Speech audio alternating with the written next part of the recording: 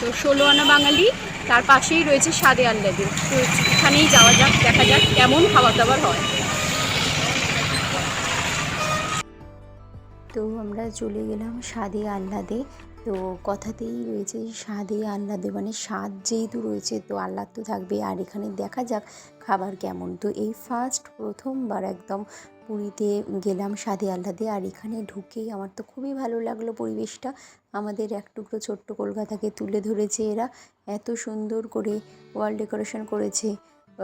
সমস্ত কিছু ওয়ালের প্রত্যেকটা জায়গায় পুরো কলকাতার ছাপ স্পষ্ট। তো এখানে সব বাঙালিরা পুরো বসে পড়েছে তো তাদের প্রিয় খাবারগুলি খাওয়ার জন্যে, যেহেতু একদম বাঙালি রান্নাও হয় এখানে।